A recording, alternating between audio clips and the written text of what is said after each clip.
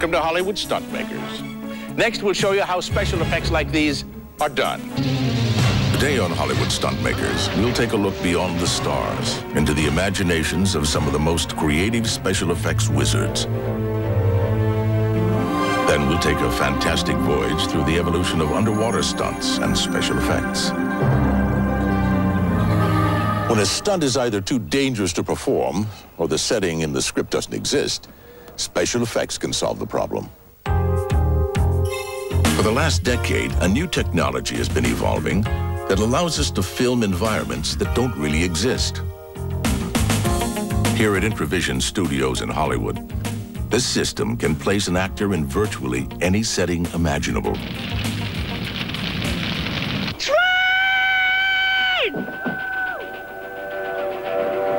It was the Introvision system that ensured the safety of these kids running from the speeding train in Rob Reiner's film Stand By Me. Here's Introvision's president, Tom Nod, to tell us all how it works. Technically, the Introvision process is a dual-screen projection system in which we project a single picture to two screens simultaneously, so that we've created a background, a middle ground, and a foreground. Therefore, actors now may walk inside the picture on the practical stage. This dual-screen system actually places the actors between the image being projected on the screen behind them, like a speeding train, for instance, and part of the same image being projected onto a piece of reflective glass in front of the actors, close to the camera lens, a kind of a actor's sandwich. You will look through the eyepiece of the camera and you can see the actor inside the picture. He'll pass behind solid objects and disappear and reappear proportionately, just as if he were there, or just as if you could have afforded to build that great set that you're now looking at.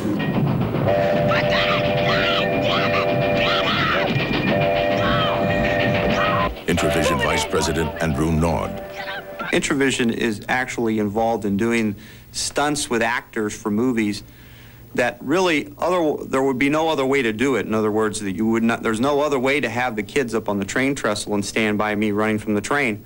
So we are doing those scenes in particular films where there is no alternative.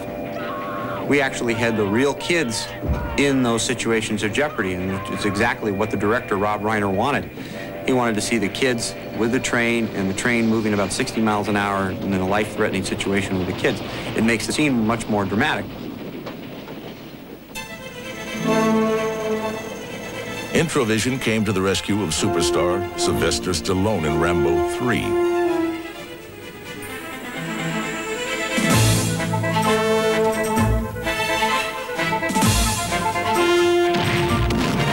Here he appears to be surrounded by flames. In reality, there was no fire around him. He was hanging from a rope on an empty soundstage. That was close, John. How are you? Well done. We photograph it from all the necessary angles, and when we have the angles, we have the shots that we can make and put the actors inside of. The camera isn't locked down, it can pan and zoom and tilt. It all depends on pre-production and preparation. It's quite an involved process, but its results are light years beyond anything else that exists in the industry today. This location can be the moon. A treacherous mountain peak, a desert island, anything. The possibilities are endless. It's a small world, as the phrase goes. Well, now let's meet some people who actually make that happen. This is Apogee Studios in Hollywood. Here, artists and technicians work to create the special effects you've seen in many films.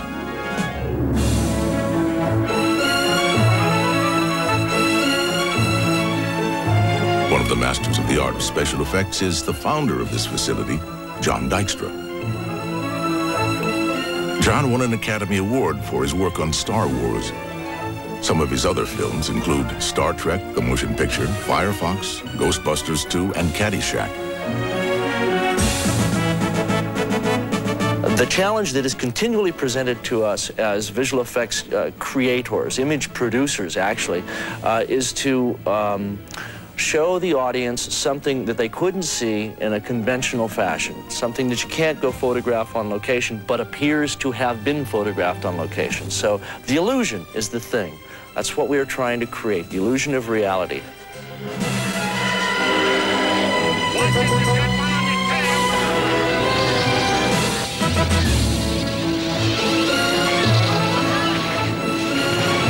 Visual effects as a definition is usually multiple elements of film.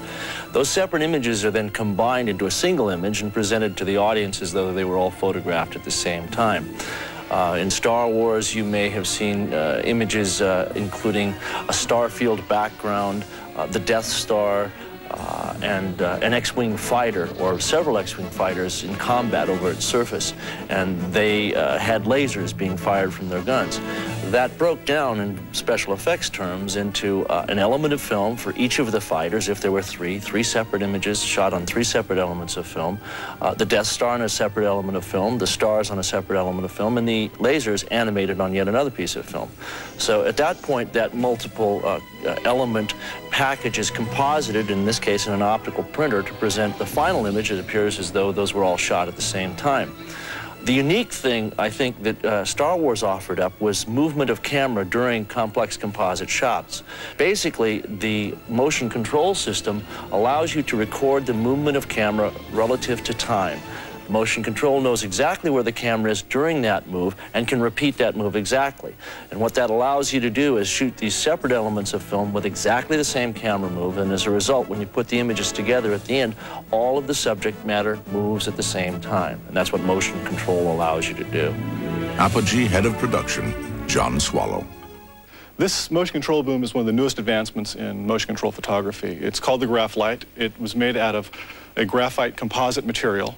On this particular one, it has a video camera in it, and with a new video head. And this camera can do 360 in the yoke itself, pan and tilt, and spin 360 degrees also.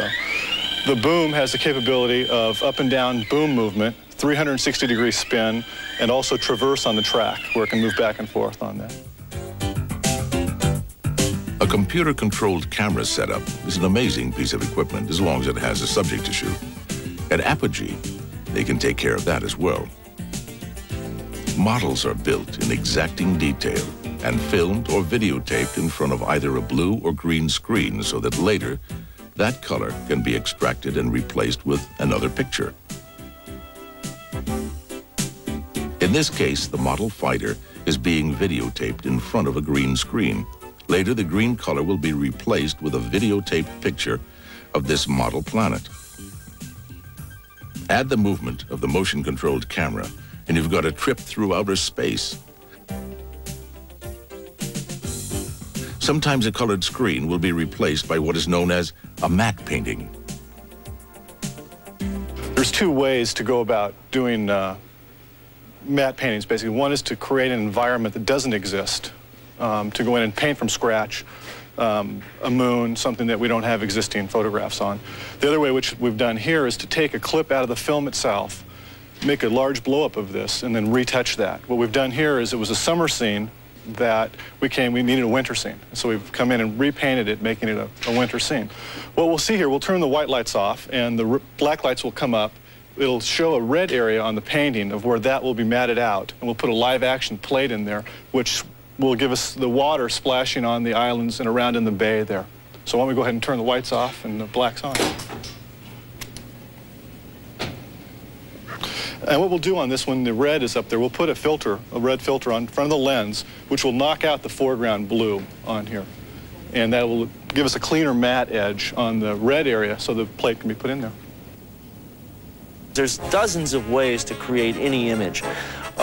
You can approach it from the point of view of taking a piece of equipment and say, what is the range of images I can produce with this piece of equipment? That's one way of doing it, and it's valid. There's another approach, which is to say, what is the image I want? My preferred method. What is the image I want, and what technology do I need to create it? The important facet of that, it's like any other tool. I use the analogy of an artist knowing how oil works on canvas, how to make glazes and transparencies, and how to work the paint. Once you've achieved technological prowess so that you know how to make sharp, accurate images, then you have to apply that and bring some artistry to it. And in fact, create something that is not only unlike they've ever seen before, but is also evocative and storytelling in its final quality. The most important thing about visual effects is it's still a facet of making a film. I think that the critical issue in the making of a movie is the team effort to achieve an end result being the story, the telling of that story. The actors, the art direction, the director, everyone involved and focused on that end product. And the motion control systems, the blue screen technology, the optical printers are all just tools that are used to tell that story.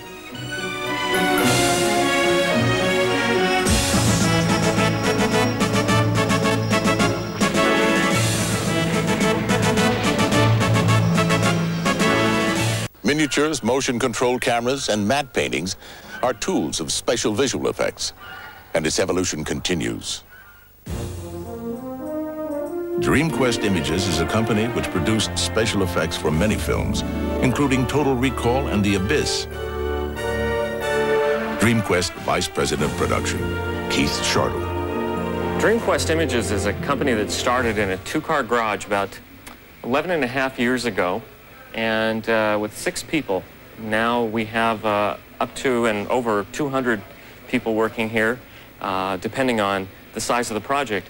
What we're looking at here is a miniature that was constructed for the Nightmare on Elm Street Part 6 installment called Freddy's Dead, The Final Nightmare.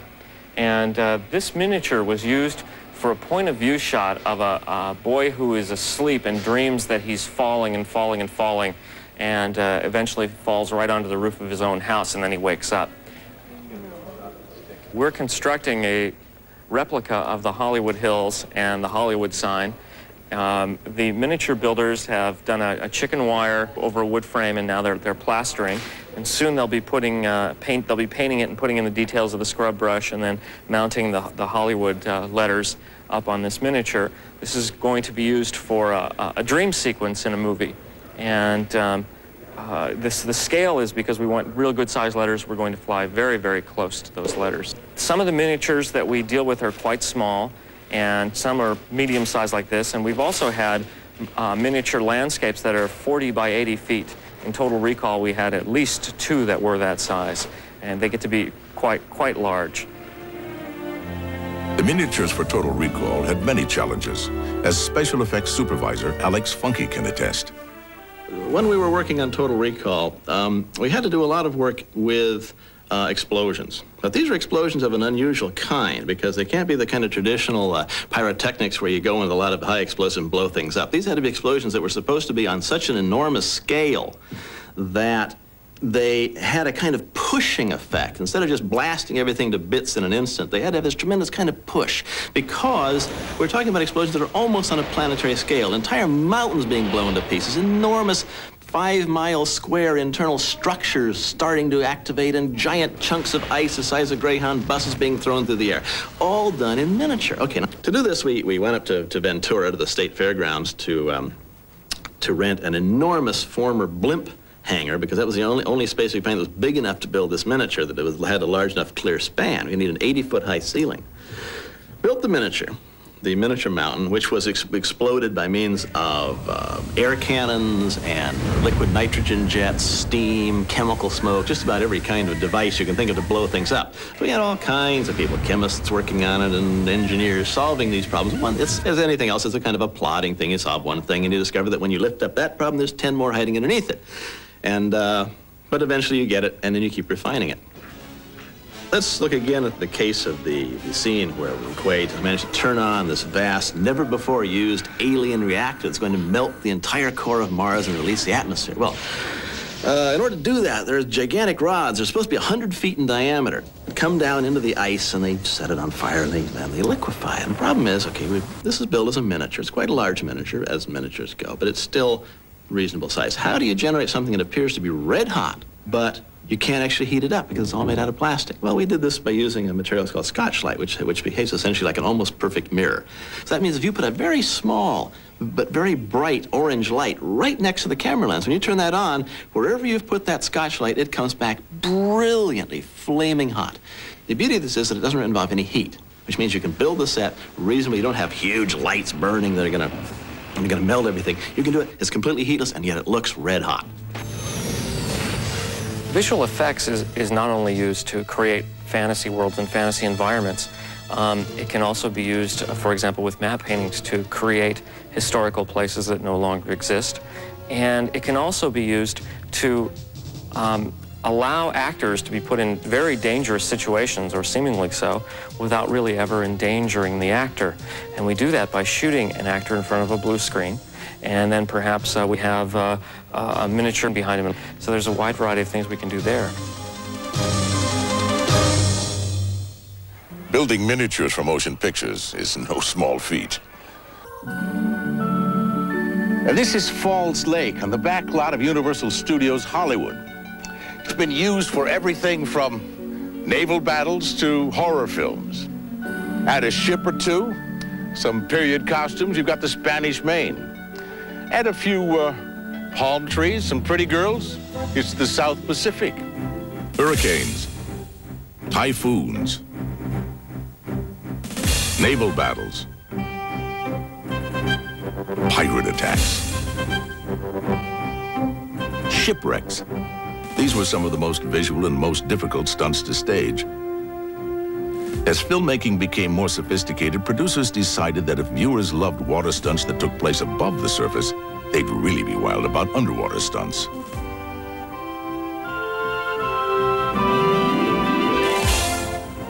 Walt Disney's classic 20,000 Leagues Under the Sea. Giant squid astern, sir. Movie audiences were awed and terrified by the attack of the monster squid. When the film was produced in 1954, the effects were state-of-the-art. But today's more sophisticated audiences might not be as easily taken in by the miniature work and puppetry.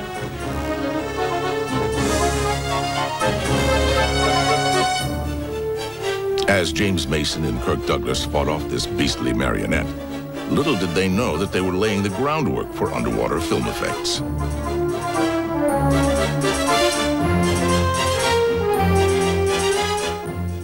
Well, that's how it used to look. The film The Abyss shows us that today's techniques can take us to new depths in underwater reality.